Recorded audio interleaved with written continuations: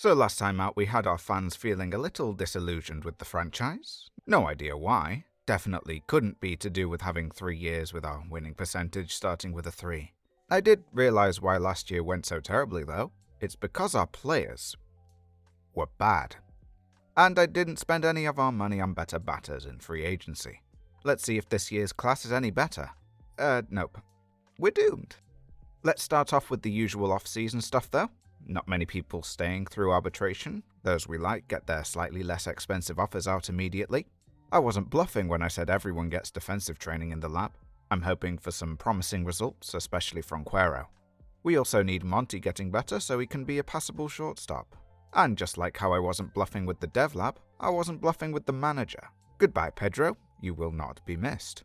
Buck Showalter is still without a job in our fictional winter 2025. I don't know much about coaches in real life, so I really hope he hasn't been cancelled because he's legendary in all the managerial attributes. We'll trust in him for the final years of this rebuild. We actually had a bunch of minor league staff leave us too, so I'll be going off and getting the best staff I can. I don't think it'll do much for us, but we still have the 4th best system apparently, so let's still try our best to get the most out of our prospects. As I started going through the staff accepting their contracts, I kept seeing trade offers coming for one of our more exciting scouting discoveries, Alejandro Lima. He's good, but he's not even top 200, so he'd need a massive bump in potential to be of any impact in this rebuild. I figured I'd shop him to see what was about, but I wasn't expecting the A's to be willing to part with one of their everyday players in JJ Bleday. He's entering arbitration this year, so we get to keep him for a while. We snatched at that opportunity. Thank you very much for not giving them any money, Mr. Fisher. And as an added bonus, I get to have the Oakland commentators screaming, "That's JJ Bleday, baby!" in my brain for the rest of the rebuild. Is it Ken Korak? Not sure, tell me in the comments if you know. Robert Jr. got the Silver Slugger back-to-back. No parade this year, we need all the funds we can get for the terrible batters in free agency. No Rookie of the Year for Monty, the Gremlin only came in 5th, and if you follow baseball, you'll probably already know the other players who beat him. 2025 is definitely going to be another exciting year for youngsters coming through. No massive standout for the IAFA class, just a load of quality, so I'll be happy with any of them. And there are a few decent players from abroad, but they're all asking for crazy money, so we'll have to see what happens with those. Maybe their demands will drop over the coming months. We have a ton of money to spend, so let's hope this off-season goes better than last time. I'll see you on opening day with the moves I've made. Let's go, go, go, White Sox! I can definitely say this time round that we had a good off-season. I might even go as far as to say we had a great off-season. Let's start with the Dev Lab, where we actually got 4 rounds of 5-week selections in. The first 2 were pretty mixed, with Cuero still not getting a boost to his catching abilities, but Monty getting another bump to his defense. I went hunting for the off chance of injury prevention with some outstanding results, but they didn't materialize. Our new catcher Will Banfield did get one for his defensive work though, so some good news. And Cuero managed to get a big bump in his power with an outstanding 2. He's turning into a nice gem, but it'll all be for naught if he only ends up as a DH. Talking about gems, last year we didn't get any from the draft because of where the lottery put us. This year we won't be having those issues. We pick 2nd in a year where the top end is shallow. I'll be hoping the Giants leave Liam Peterson for us to snap up, because this is probably the last year where a college player could make an impact for us in the rebuild, unless an absolute monster comes along. The Rule 5 happened around when the lottery announcement came out, and that wasn't particularly exciting. We took Rylan Thomas as a niche outfield option, and the assistant GM liked him enough to stay. And whilst I've mentioned the assistant GM, I've taken away his permissions from the team email and WhatsApp. I don't care how much more work I have to do if the alternative is him putting a half-star shortstop in our roster every time I look away. The IAFA period went spectacularly. We got 2 absolute wonders in Julio Vargas and Ramiro Ano, and 2 great players to complement them in Anya Villon and Jude Pieper. It seems like the other teams just weren't bidding on the ones we went for, and they accepted immediately. Except for Pieper, who only needed another couple $100,000. Now then, when I left you last, we had a lot of money. That money is no longer there. Where has it gone? Has someone stolen it? Yes! It was me. I stole it and gave it to some players. A lot of players, actually. We gave up a prospect package with young first baseman Natividad heading it to get a 40% retained Christian Javier. Natividad was someone we'd got in last year's trade spree, and whilst he's fairly promising, he's not doing anything for my rebuilding goals. We wouldn't see him in the majors for another 6 years, and Javier is a consistent middle-of-the-rotation starter who can give us some quality innings for the next 2 years of his contract. We didn't stop there for pitching, though. We went after one of the top pitchers in free agency, Zach Littell, who was looking for a very reasonable $13 million a year. Unfortunately, that very reasonable $13 million a year got us into a battle of attrition with a number of teams, but we still got our man, just for an extra $7 million per year. Is he worth that? Probably not quite, but he's definitely tradable if he doesn't work out. As for the batting, we had some fun here too. Tommy Edman joins us as our shortstop for 4 years at an average of $14.5 million a year. As mentioned before, we have the new and improved Will Banfield as our battery leader for $1.2 million, and Victor Robles joins for 3 years on $2.5 million with 2 team options. Plenty of minor league contracts went out, some of which had major league options, one of those being Banfield. Another was international free agent Takashi Adachi, who comes into the bullpen to eat some innings for $1.3 million. And that's everything that happened before opening day. Oh, except for us topping the division in spring training. That's not a tell-all, but it's definitely a good sign for the future. The preseason predictions show us in first as well, albeit joint with the Royals. Considering how my prediction went last year, I'm just going to listen to their prediction. In fact, that record is only one off what I thought we'd be on in 2025, so I'm just going to reuse it. 84 and 78 in the 2026 MLB season, that's my prediction. Put yours in the comments below and we'll see who gets it right. Here's what our manager wants the lineup to look like, and the pitching staff. I'll see you on draft day.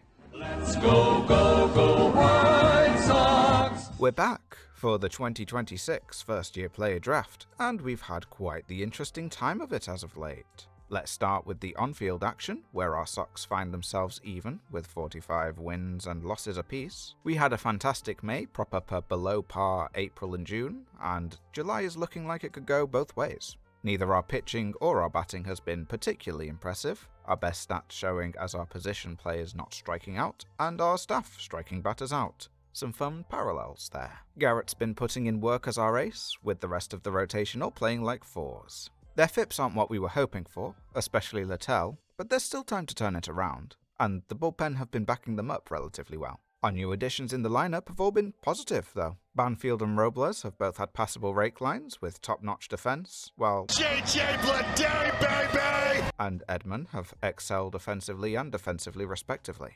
Unfortunately, Tommy got an injury, and without our assistant there to put a half-star shortstop in to replace him, I managed to do a remarkable job of putting him on the 60-day instead of giving him a short break. He'll sit inactive for double the time of his real injury, and I'll head over to Fiverr to see if anyone has any job experience as a person who can click button gooder. But let's not get bogged down by that and get bogged down by death instead. Our charitable, easygoing owner Jerry decided a 500 record was too boring to stick around for. His son, Jerry, will replace him. Shouldn't be too difficult to remember when I email him asking for more money, which he's less likely to give me, not just because he's a penny pincher and likes to make a profit, but also because when I went to take a look at his page, it said he's mad at me. I named this image file Jerry's Mad Son as a homage to Jerry. Which one? Jerry, obviously. But we actually did have something to get excited about. My biggest noticeable bump in potential I've had so far in all my time playing this game. And I'm not talking about OOTP 25. I mean all the way back to when I started, I think OOTP 19 maybe? It was for a scouting discovery reliever down in the rookie leagues, Rodolfo Fragoso, who went from a potential AAA reject to a silly numbers closer. It's a shame it'll take him well over the 2.5 years we have left to get up to the majors, but I'll be keeping an eye on him to see if he gets any more bumps, or even make it into the top 200 prospects. But let's get on to the draft, with the second spot ready for the taking. We will not be listening to the mock for a high school shortstop, I can tell you that much. Going second overall for the Chicago White Sox in the 2026 first-year player draft is college pitcher Liam Peterson. As expected, we take the best college player in the pool. Liam has a punishing 4-pitch arsenal. I considered taking the best college hitter, Drew Borres, but when I weighed up who was more likely to make an impact in the majors, it ended up being a more straightforward choice. In the second round, we took high school shortstop Jelani Opong. I never said anything about not getting one at all. He's an impossible signing, but we put a ton of money in the draft budget, so, he might be something someday. Our third round pick was another college arm, Nate Britton. No, I didn't take him just because of the name. I took him because he was the best college player left, and everything else by this point was pretty dire.